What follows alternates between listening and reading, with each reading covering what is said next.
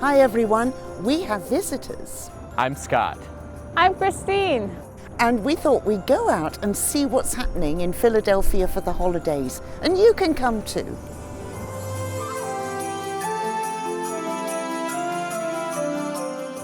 The first place we're going is the Comcast Tower, which is a very tall skyscraper in Philly. Comcast is a large media company that has its headquarters here. And inside, in the foyer... The foyer. The foyer. The foyer. It's a British and American difference. In the foyer, there's a large wall that looks like it's wood a lot of the time, but then images appear because it's actually a huge high-definition LED screen. So you suddenly see panels move, and then you might see someone walking across the wall. It's not a real person, it's just video, but it's high definition, so it looks very realistic. During the holidays, they put on a free show for the public, and lots of people go to watch it. But there was no show last year because of the pandemic. And this year, it's still too dangerous for people to gather indoors. So they put a screen up outside the building.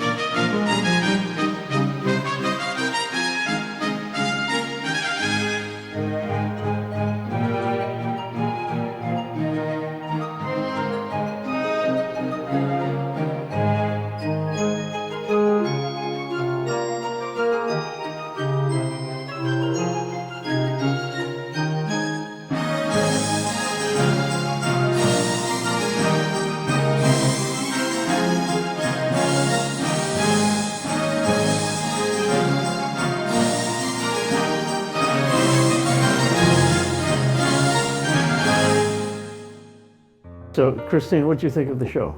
I thought it was quite cute. It was fun. First, there were a lot of graphics about the winter time, and then there were parts that featured apparently local ballerinas and dancers, and I think that was maybe my favorite part, were the dance. But what was your favorite part, Scott? Well, I grew up in the Philadelphia area, so I liked seeing the aerial views, maybe that they were able to capture by drone, or some of them were maybe computer generated, but it's really fun for me to see, you know, the whole city. And also it's changed a lot over the years, and even since the pandemic. The landscape, the skyscrapers and the cityscape has changed, yeah. We use landscape to talk about a large piece of land and how it looks, but it usually describes countryside. When we're talking about how a city or a large urban area looks, we say cityscape. The cityscape was my favorite bit of the show too. You always see Santa, or Father Christmas, as I call him, flying in first, and then there's a shot of the cityscape. You like looking for our house. Yeah, we live very near the Comcast Tower. Okay, so after the show, we all moved on to Love Park. Oh, speaking of love, there's something I need you to do. This is very important. Hit the subscribe button. Okay, can we move on? No, not yet. Hit that subscribe button now. It only takes a second, and we'll still be here. Okay, Love Park. Philadelphia is also called the city of brotherly love. I think the word Philadelphia comes from the Greek words for brother and love. Perhaps some Greek viewers can confirm that for us. What do you guys know about Love Park? Why is it called Love Park? There's an iconic statue there, an iconic sculpture that spells the word love with L-O on top and V-E underneath. And the L is tilted a little bit. You can always just see it when you think of it. It's one of the two places I can think of that everybody gets their picture taken. They just go into this little square. So right, people pose under it. Notice this verb. When you pose, you stand in a particular position for a picture or photograph. Yeah, like this, or this.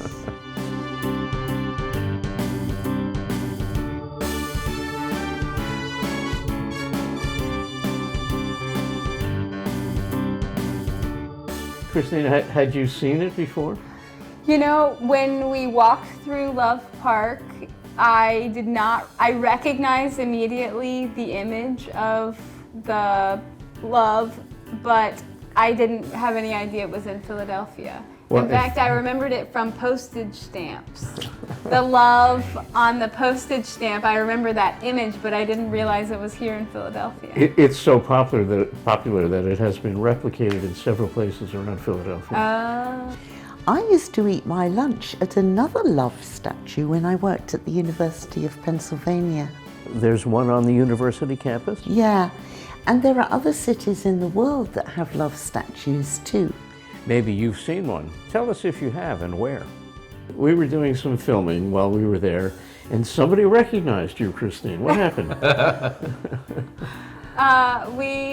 There were a lot of folks waiting to take their photos, and I offered to take a photo of a family, and I could hear them all speaking in Spanish. Started talking about a movie. Película. And then we asked, ¿Cuál película? Like, what are you talking? Which movie? what are you talking about? And apparently they thought that I looked like an actress Cable. in a show called Cable Girls. And they were certain that I looked like her. And I had never heard of this Well, then person. we looked her up. And we just have to change the tint of your hair a little bit redder. It's pretty much a dead ringer for Ana Polvorosa. Okay, we heard an idiom there, a dead ringer. Can you guess what it means? If someone looks exactly like someone else, then they're a dead ringer for them. So Christine is a dead ringer for the Spanish actress Ana Polvorosa. She really is. Now, something else happens at Love Park at this time of year. Oh yes, the Christmas Village is happening right now. It's all these shops, and they're these little shacks, these little huts. And in each one, there's a vendor selling a different kind of thing. Maybe some clothing, maybe Jewelry, art, soaps, Some woodwork. of them sell food and hot drinks. Oh, yeah. It's actually a German company that comes in every year and sets it up based on Christmas villages in Germany. So it's kind of fun to go to. Okay, and then we moved on. Where did we go next? City Hall. It's just across the street. And there we found another set of vendors. Selling inverse s'mores. And But you have to explain what s'mores are to Right. our audience. s'mores are graham crackers, A cross between a cookie and a cracker, and then a piece of chocolate inside, like it's a chocolate sandwich with graham cracker bread. The other thing inside is a marshmallow. And normally we would put this over a campfire to melt everything inside. So you would roast just the marshmallow. take a marshmallow Right. and you would put it on the end of a stick. Right. And then you would roast that over the fire. Over the campfire. And once that is warm and gooey and maybe a little golden brown on the outside, you pull it out, and then you take your graham cracker and your piece of chocolate Right. and you smush it Smush all it together. together. Smoosh. I don't think we say schmoosh in British English. Smoosh. Oh, smoosh. It's pretty informal. We use it to talk about food when we press it and make it flat.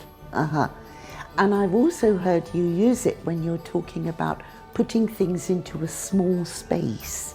Like we have to smoosh the coats together in our coat closet to get them all in. Another one. People could have to smoosh together to get inside a small elevator. Yeah. And Scott and Christine discovered another British and American difference at the Smores place. What was the inverted s'mores about? How did you have to deal with that? All that stuff was inside it? So apparently the inverted s'more, the piece of cookie and the chocolate were encased in the marshmallow. So then you just had it But on a still on a convenient stick. little stick. Yeah. Right, and then, so they sold you the stick and you took off a wrapper, and then they had these little kerosene flames, and you could roast it over there, or in our case, burn it over there.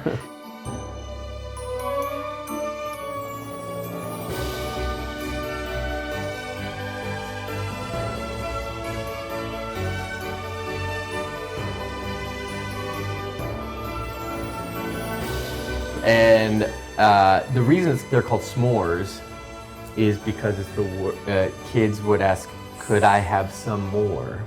So they just put it together. S'more, please. S'more. Very good. Very Okay. tasty. Now, do you remember the name of that place? Right. Oh yes, the name of Tuck In. the s'more shop was Tuck In. Okay. And have you seen that phrase before? Do you know what that means? Well, we've been sitting down to have dinner with you each night this week, and Vicky uses a phrase, tuck in, guys, which means dig in. In American us, it means English, dig I would in. say dig in, which means go ahead, start, have dinner, enjoy. But in the U.S., if we were to say tuck in, we would indicate getting usually a child sort of snuggled up and tightly, comfortably cozy in their bed. Tucked into bed. Tucked into bed. Yeah. So Vicky would bring us food and say, tuck in, and immediately, is it time to, Time should to I go go to to bed? bed? Yeah, who's tucking me in? But you could tuck a child in British English as well, couldn't you? Yes, it's getting a child comfortable in bed. It has that meaning in British English too. But for us, it also means help yourself, eat. Okay, another event at Dilworth Park is ice skating. Yeah, in the summer when it's hot, there are lots of fountains in the ground and kids like to play in the water to cool down. But then at the holidays, they freeze it over and it becomes an ice skating rink. It's fun to watch and to go ice skating, of course.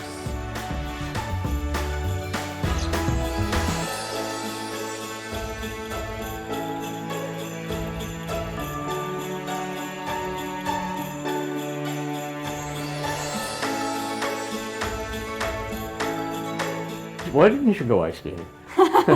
Well, it was quite crowded, and from experience, I know that I am not a very confident ice skater, and I was going to slip and fall. There was one condition in which you said you would go.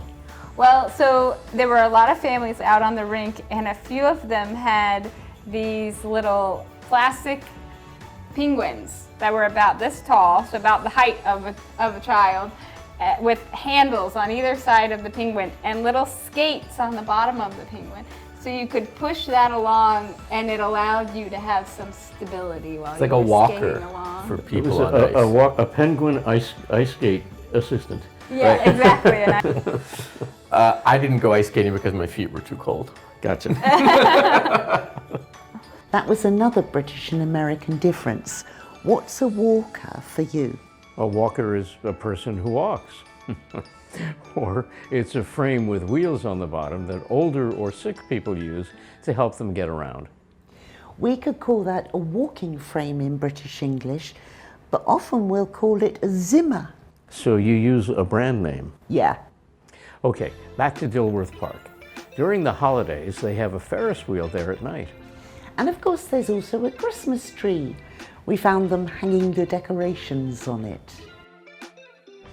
the Christmas tree was quite tall, and the ornaments were huge on it as well. And what I noticed that was very Philadelphian was on the very top, the pinnacle of the Christmas tree, was the Liberty Bell, a replica of the Liberty Bell. The Liberty Bell is an important symbol for freedom and liberty. And it's famous for having a big crack. Yes, it cracked the first time they rang it. Philadelphia has an important place in US history. It's where the Declaration of Independence and the Constitution were written.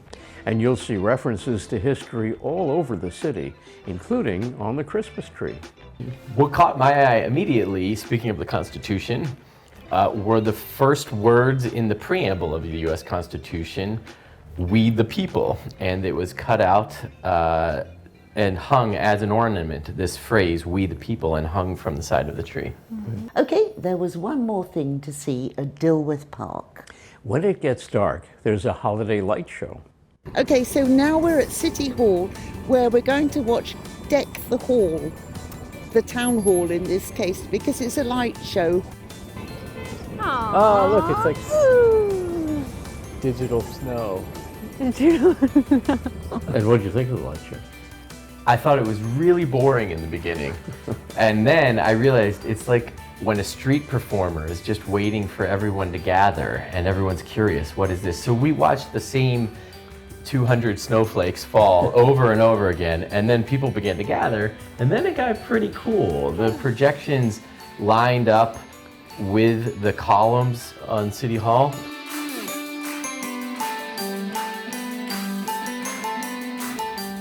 It was very holiday themed. There were a lot of candy canes and different holiday sweet treats. Yeah, it was fun, and then the music was, in sync with the changing of the lights. We hope you enjoyed it too. If you liked seeing some of the sights of Philly with us, please give this video a thumbs up. Happy holidays, everyone. Yeah, happy holidays.